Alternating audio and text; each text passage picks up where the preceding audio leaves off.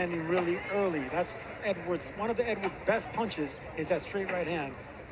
You know, Edwards started his career with 5 consecutive knockouts. He doesn't consider himself a pure puncher. He sees himself as more of a boxer puncher. So the fact that he went to a decision last time, he said, that's kind of more the style of fighter that I am. I'm not some kind of blunt power puncher. There's that right hand right now. He just came up really short right now, and you can see Payton turning southpaw now. Payton looks extremely jittery in there, Sergio. Yeah, he looks like he doesn't belong. I mean, this is what happens when you're dealing with a U.S. Olympian in front of you. You know, Payton learned to box and fight in prison. Totally different styles of boxers in the way they came up. Bernard Hopkins fought in prison. Hey, listen, there's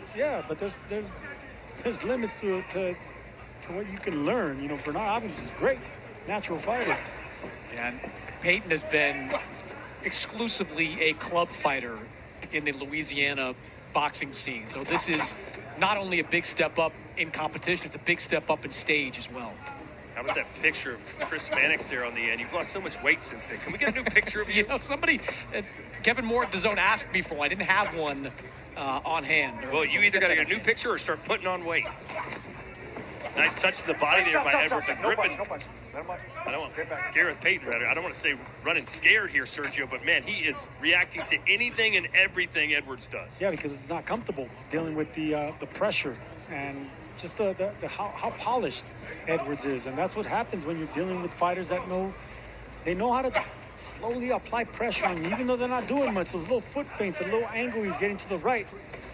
You know, he didn't see this coming up.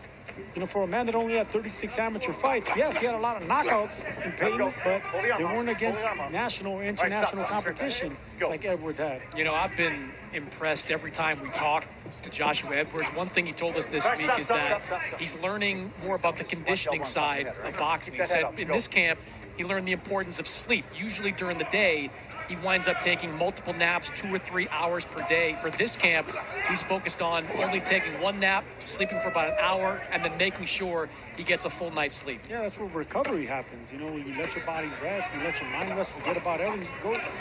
You know, those little cat naps help a lot, especially the older you get. Those are called siestas, aren't they, Sergio? You've been doing that for years. No, that's in Spain. Well, Edwards having a field day so far. DeLion, as he's known, has not put up much offensive resistance at all. He's such a big guy, intimidating, but he's not. He's kind of cowering away from the contact. Let him go.